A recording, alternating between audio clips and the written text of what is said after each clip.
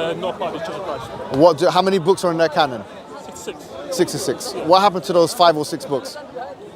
More than that. Yeah, what is it? Yeah. 6 books, yeah? Oh, so that's the thing though. So Protestants, they have no authority to determine the canon. We do. Oh, okay, great. But for them, it's purely just like 66. what they feel like. So what happened to those 6? Do you believe that those 6 books are part of the canon and those Protestants don't believe in that, right? Yeah. Excellent. So who got to decide what's in the canon and what's not in the canon? The Church of Christ, the church. Which church? Which meeting? The one that Which council? So the canon was closed at Florence in about a year, but I think it's in the 15th century. But Council of Florence, they canon the Bible. The New Testament canon was decided well before that. Who decided? What council was it? I don't think so. I think Carthage, maybe Carthage. I think. There was no council.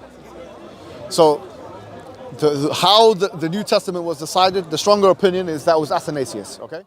In the 4th century. His kind of isn't fully the same as us. It was Athanasius. It can't be him. No problem. You can read J and D Kelly's Early Church Fathers. I read him, yeah. All right, read them again, and with greater attention this time. What I'm saying is that the stronger opinion is that Athanasius is the one who decided upon the canon. There was no council. J&D couldn't say that. J&D couldn't say that. There was no. I read him. He didn't say that. He said there was no council, and I would challenge you to find one. There was no council that decided on the canon of the New Testament. Florence. There was no council that decided upon the canon of the New Testament. Are you listening to me or not? Yeah. I'm saying that is well known. Okay.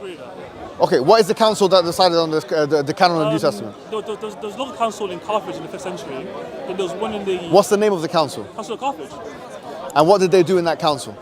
They determined the ultimate canon, but it was only a local. Wait, hold on. So you're telling me that the canon was not determined before the 5th century? No, it wasn't. No. It was the 27 books of the New Testament were determined way before that, into the 4th century. Yes. So the idea was that you had the New Testament canon before the 5th century in Carthage. Clearly, yeah? And it was not decided by a canon. Athanasius is the one who decided. Yeah. Who gave him the authority? I mean, he didn't. All I can say is that he didn't. Who gave him the authority though? He didn't define it. So who defined it then? The church as a whole. The church fathers in the first 300 years. Now I'm asking a question. In the first 300 to 400 years of Christianity, in the first 300 to 400 years of Christianity, was there a consensus among church fathers of what the New Testament constituted of? For the most part, yeah. For the most part, if you look at the manuscripts, okay. So why is it that you'll find that some church fathers quoted texts which we don't find in the New Testament corpus today, like the Didache, like the Apocrypha? Yeah. So why is it that you find that these texts are quoted by some church fathers? We read the Apocrypha. Those actually looks like the Apocrypha. Now, I know you read they're not canonized as part of the New Testament. I'm asking. The Old Testament. Apocrypha is Old Testament. No, I'm talking about the Didache. Yeah. Yes. Now, my question is now, the Didache is the first 100 years of Christianity. Yeah. Why is that not part of the canon? Well, that's because how the canon decided. How comes we find that in the 3rd century, the 4th century, that some church fathers disputed whether or not the book of Revelation should be part of the canon? Yeah, because it's tradition. Really. Pardon? Tradition. How could there be dispute on an entire book between church fathers whether it should be in the canon or not? Tradition, that's why, tradition, because they have different traditions, right? And some churches did use certain books, others didn't. I mean, that's... But that just contradicted what you said before. You said that all the church fathers, there was consensus among what constituted the New Testament among the church fathers. No, for the most part. But there's no consensus then. It's no most part and consensus. Consensus means all of them agree. Not necessarily. I'm using it in that sense. In that strict, there was unanimity. There was everyone agrees. I'm not talking about the majority. 100 people, yeah. And I tell them agree with something, one person disagrees. You say because I want to disagree, there's no. I'm using it in that sense. Okay, no. Great. So there was no consensus that between the early church fathers of what the New Testament comprised of. Yeah. Therefore, in your understanding, because the question you asked me is how could you use part of the Bible and not part of the Bible? The Bible itself is ill-defined. The Bible itself, there's no consensus of what its constitutes are. For us, we have a definition. As Catholics, we have a definition. The church defines the canon. But as Protestants, you don't really have a canon. So I have a question for you then, as a Catholic, since you're a Catholic. Yeah. My question as a Catholic to you is then, from whence did the church itself gain its authority? Hold on, let me finish the question. Did the church get the authority from the books, or did the books get the authority from the church? Good question. So the way the church got authority from the Christ himself. When Christ said to Peter, yeah, you are the rock here, and only a Yeah, but that's in a book. Yeah. But that's a historical event. It's a historical event. It's a real Hold event. on, you don't understand what I'm saying. Yeah. I understand the apostolic tradition of the church, the whole argument of the Roman Catholics and the Eastern Orthodox, by the way, because they have a similar kind of reverence for tradition, and they have a similar reverence for figures. Obviously, for you, in your case, the Pope himself. Yeah. What I'm saying is, I understand the argument, but my question was this: because what you're citing about Peter is in the New Testament. So my question is, did the church get its authority from the New Testament, or did the New Testament get its authority from the church?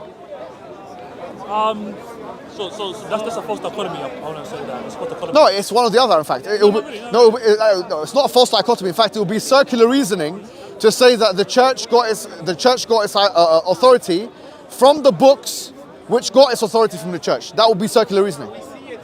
No, because we also run it in a historical event, though. And No, but that historical event was only known from the books. Yeah, exactly. So great. So you're sorry.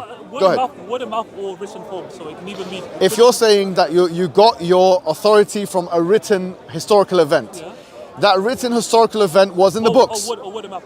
There's also word of mouth as well. Word of mouth is still historical. Yeah. I mean, Okay, but by the way, just to be fair, apostolic arguments are made from direct references to the New Testament, correct? With the incident of Peter, correct? I mean, even Bible itself is justified through that tradition, though. Because how do we know? I know. That, Peter or Matthew wrote. How do we know it? How do we know it? The church fathers. They told us. Not the church fathers, but it says it in the New Testament itself, correct? Yeah. Great. But even So this is where your problem lies. Yeah.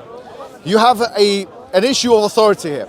That's why in most Christian seminaries or whatever, they say the three things that make Christianity are the tradition, the scripture, and reason, right? Correct? Church. Yeah, well, that's a tradition. Yeah, fine. Okay, you can say that's a tradition or not. Yeah. Scriptures, the tradition, which is the test, what do you call it? The church fathers and so on, and apostolic tradition and precedents and all that kind of thing, and also reason, which you've thrown out the window. But no problem with that. Let's throw reason out the window and let's stick with the other two, since we already dealt with the reason bit, and the reason is not in your favor. No, you have. You've accepted that it's a contradiction between. You have accepted it. You said that, but you don't care about errors. And you said that Jesus Christ is both fully human and fully. But when I said that, though, You said there's a contradiction. That was the word you used. So I mean, even there, when I said that, right, I mentioned also like, in my mind, I had a category. I understand. Okay. That's why I said that. No, but we've moved on to another argument now. Yeah. What I'm saying is that there's another contradiction you have to deal with. So now I'm telling you what contradictions you have to endure. Contradiction number one, as a Christian, if you're happy to die as one, okay, no problem. The first contradiction you have to endure is that you have this person of Jesus Christ who is meant to know all but have limited knowledge at the same time. Be all powerful but not have powerful. One is the divine nature you're calling it. You can call it what you like. But there are two set of contradictory attributes. You said it on camera. You said it. These are contradictory. That's fine. So you have to endure those contradictions. No problem. Let's put that to the side. But Secondly, also paradoxical. But those contradictions create a paradox, not necessarily a okay. kind of contradiction.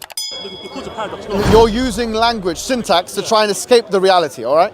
No, a paradox. No, paradox is a very precise word. Do you not agree? Paradox is a very precise word. I don't think it's... Why is that paradox and not? Are you saying that, first of all, are you saying a paradox is always different to a contradiction? Because you can have a paradox which is a contradiction. If it's a contradiction, there's no paradox. I don't agree. Sometimes you can have a paradox. And there's a book written by Jim Khalil about logical paradoxes and stuff like that. What's it called? I don't know what it's called. But anyway, this a paradox can actually produce contradictory results. So this idea that you're trying to create, what you're doing now is you're trying to use language to escape the reality, yeah? It's very clear for me to see. You're in a cognitive dissonance state. You are uncomfortable at the fact that on the one hand, you realize that you can't actually reconcile these themes, but on the other hand, you are emotionally connected to the religion of Christianity. I'm saying that there's a way to free yourself from this. And I honestly want the best for you, bro. I know I was a bit rough with you before that, and I apologize. I apologize. But at the same time, I want to say to you, look, I was telling you about the hellfire, but there's also Jannah, heaven. I'm saying that virgins, all that kind of stuff, which I'm sure you're interested in women. Are you interested in women or men? Yeah, women, sorry. You're interested in women. And do you have a sexual urge? Or do you have libido or no libido? I have very high libido. Okay, fine. So do you find sexual practices enjoyable or not? Oh, great. So then why are you making fun of something which you find enjoyable? It's like saying, well, let's mock the fact that human beings need to eat as well. I mean, Of course, we have to have sex. We enjoy it. Every human being enjoys it. I mean, you do that. You make fun of Jesus because he has to go to the toilet. I don't make fun of him. I would never make fun of Jesus Christ. I'm not allowed to make Fun him. of the idea that God is doing this thing. No, I'm saying I'm not making fun. I'm saying that you can't have a God that goes to the toilet, or that God that's born out of a mother's womb. Why? Because of the thing I just told you. If God is all powerful, if God is beginningless, he can't be beginningless and have a beginning at the same time. This is a contradiction you are going to have to endure. Only if it's in the same way. It's fine. But I'm saying you can go to heaven, which you believe in heaven, right? Of course, yeah. And you believe that you can get whatever you want in heaven, right? Well, What kind of heaven would it be if I can't get what I want? I mean, like, What kind of heaven would it be, bro? Listen, I know you were just talking about the virgins, but what kind of heaven would it be if I can get more from this world than that place? No. Imagine if my desires, look, imagine this. Imagine, look, I ask you, imagine if I want to have, sorry to say, Jan, I'm sorry. I understand. Imagine I enjoy to eat meat and I enjoy to eat food and potatoes and that. You enjoy potatoes? Of course, yeah. I enjoy potatoes, yeah? I like gravy and potato and rice and meat. I like spending time with the children. You like spending time with children sometimes? Yes, I do. You imagine, you listen to me, yeah? Yeah. I like to spend time with the, sorry to say, I like to have sex. Do you like it? Don't lie. Of course, yeah. Who doesn't like it? Men like it, women like it. married, So, yeah, of course. I mean, I wouldn't be able to do it otherwise, right? One wife or more than one? That's a separate discussion for a separate. I'm only kidding. But what I'm saying is this: is that imagine now, if I enjoy these things, these are carnal desires. I want to enjoy myself. Yeah. I want to go to a place where there's all enjoyment, all happy. But I can't even get in that place what I was getting down here. It's a downgrade. Then what kind of heaven is that? I don't want to go there. I'll stay here. I'll stay here and enjoy myself. Okay, yeah. No, so this idea of a virgin and stuff like that, I personally, I don't mind, you know, which means that she's, for me, the woman is for me, she has not had any sexual intercourse with other men in the past. In this dunya, I don't care, to be honest, whether she did or she didn't. But anyway, look, yeah, well, maybe me and you have similar tastes. You like the potatoes, you like the rice, maybe, you know, what country you're from? Ethnically Congolese. A very beautiful country, you know. That's correct. You know a lot about me already. Marhaban bik, you know. Thank you. Now, what I'm saying to you is that the first, so this thing about, you know, virgins, I don't even know why people use it as an argument. I think it's an argument again. The same person, sorry to say, let me just close it, let's close the lid on this, yeah? The same people that are talking about, oh, in Islam, you guys believe in the virgins and all this, yeah? He's going home and watching pornographies, and he's. I'm not saying you do, because it's not allowed in Catholicism. Even masturbation is not allowed, correct? Yeah. Because you're not even allowed to, which is the same as in Islam, for the most part. Other opinions. Which masturbation is like when you have sex with your wife? Yeah, you believe that. You believe that, you know, this. You're killing the children or something, you know, by doing it. Yeah. No, whatever. What I'm saying is, the same people that you'd hear, oh, you believe in, I don't know how many virgins in heaven. They are using escorts. Sorry, they're using escorts. They're calling, oh, can you come to my hotel? I'll pay for your fare. No, it's perfect. No, that's not. No, it's hypocrisy. And by the way, and they're arguing legally to free up sexual liberation and this stuff. So why don't we just be honest and authentic about the human proclivity? We have a proclivity to sexual intercourse. That's the issue, though. I think the issue Here's the issue, because you talk about 72 virgins. No. What if I want 100 virgins? I mean, in your Jannah, in your heaven, I wouldn't even get one, maybe. What kind of place is that? I don't want to go there. I'll stay here, mate. That's the thing, though. I'll stay here. I'll go to my house. I'll have more fun than your Jannah. I mean, like, let's say someone in heaven here wants children to sleep with. Is that okay? Say again? Say someone in heaven here wants to have sleep with children. Is that okay? Sleep with what? Children. No, because we wouldn't have desire to do things which are unethical. I agree. Great. But why is it unethical to be with a woman that you love and that she loves you? Is it ethical to have more than 4 wives? Is it ethical to have more than 4 wives? More than 4 wives? Yeah. It's not unethical. It's not unethical. It's not unethical to have more than 4 wives. In your faith? Yeah, I'm saying it's not unethical. So there's nothing intrinsically. Look, I'm answering your question. There's a difference between There's a difference between intrinsically ethical / unethical versus it's ethical because the command says it. It's allowed. Yeah. So if I say, look, if I had 10 wives, just like David had 300 in your book, yeah, 300 wives and 700 concubines, yeah, he's going. Someone have. No, okay, whatever. Lucky man, Or Abraham has to, but whatever. I don't think there's anything intrinsically unethical about it. I don't have an issue with it. Yeah. Okay? But if I say that, look, I'm restricted because the Sharia says I'm only allowed to have 4, then the degree to which is unethical is only because I'm going. Yeah. Are you saying there's the difference between good and bad, things that are intrinsically good and bad, and God's command? So God's command can be something that. Yeah, that's my view. That's not. There are 2 views in Islam. There's the divine command theory, and these are like the 2 forks of the Euroflow's dilemma. Okay. You know Euroflow's like Yeah. So for me, I actually take Aquinas' view on the matter. Epic. You see, which is the same as Ibn Taymiyyah's view actually, and Ibn Qayyim's view, and Augustine's view. They all intimate us. Yeah, possibly. I don't think I don't think he had read it, but it's not too bad. It's not. But he took it from a lot of it was Neoplatonic anyway. Yeah, I mean, but Ibn Taymiyyah was against the Neoplatonic forms, whereas Augustine was for it. But anyway, this is a different story. In terms of the view is that there's something which is good and bad out there. Goodness for me, I take the Protestant position, is the manifestation of God's goodness onto something, and then if God's goodness is not in that thing, then that thing does not. So yeah. So it's privation, which is Augustine's view. I'm saying I take that fork of my person. So if I believe in divine command theory, my answer to you would be that anything more than 4 would be unethical. Okay. But I don't take that view. Brilliant. Anyway, going back to the point. There's nothing wrong, therefore. Yeah. There's nothing wrong, therefore.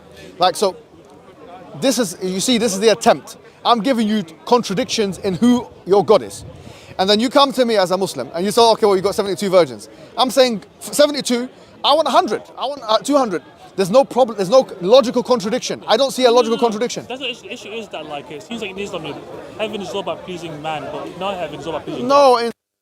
There's God is happy when you having sex with virgins and bodies and drinking. It's just the fact that men, according to the psychological measures of today, like for example Baumeister and Cantonese of 2011, when they did a cross-sectional psychological study, the biggest of its kind, have found, and by the way, there was 3 or 4 women in that, they were saying that, which are the top researchers, that the male sex drive is stronger than the female sex drive.